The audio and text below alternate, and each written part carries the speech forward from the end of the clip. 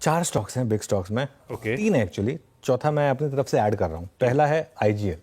IGL को मैं green में लेके चल रहा हूँ।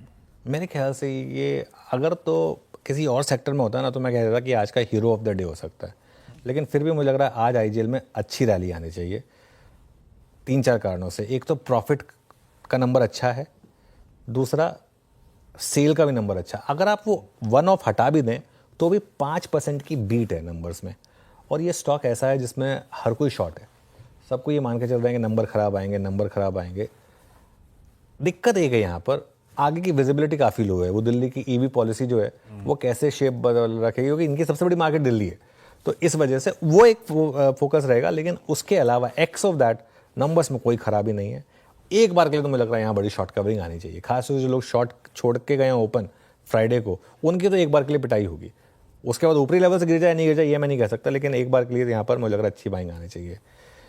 मुझे लग रहा है आज का mini accident of the day eternal हो सकता है, और इसलिए क्योंकि अमेज़ॉन अब क्विक कॉमर्स में उतर रहा है, और रिलायंस ने भी बोला है अपने कॉल में, रिलायंस ने भी कहा है कि वो भी अब क्विक कॉमर्स में बड़ी एंट्री करने वाले हैं। रिलायंस और अमेज़ॉन कितने डीप पॉकेटेड प्लेयर्स हैं हम सब जानते हैं। अगर ये उतरे और इन्होंने अगर डिसरप्शन रखा, खासतौर से रिलायंस ने, तो बहुत बड़ा नेगेटिव हो सकता है। क्यों? क्योंकि जोमेटो में आज की डेट में सबसे बड़ा यूएसपी क्या है? ब्लिंकिट। आप ब्लिंकिट दिन में 10 बार ऑर्डर करते हैं।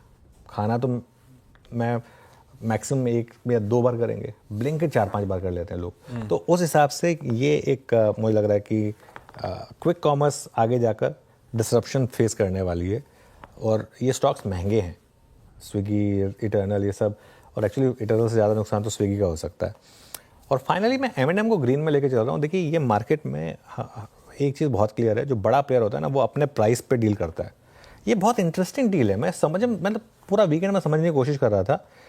प्रमोटर सही आया कि नहीं आया, भाव बार बार देख रहा था, बार बार एक बार SML इसूज़ू भी दिखा दीजिए। अच्छा, इसमें एक और चीज़ होती है, ठीक है, डील होनी है। आप कभी इस तरीके की डील को चेज मत करिए, क्योंकि उसमें आपका कितना भी लॉस हो सकता है। मैंने कहीं एक वन मिसिंग तो नहीं था, वो 650 के भाव पर प्रमोटर से। हाँ, ये तो नहीं है, रुपया है क्या ये? हाँ, लेकिन एक चीज है, ओपन ऑफर 1554 पर है।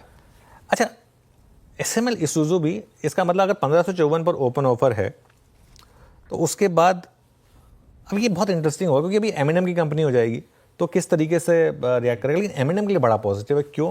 क्योंकि बहुत अच्छा एसेट ये बहुत सस्ते प्राइस पे खरीद रहे हैं, तो उस हिसाब से उनका M&M का जो एक अब SML इसूज़ू आप सब देखते हैं, उनकी स्कूल बसेस वगैरह होती हैं, उस बिजनेस में बेसिकली उतरने वाले हैं।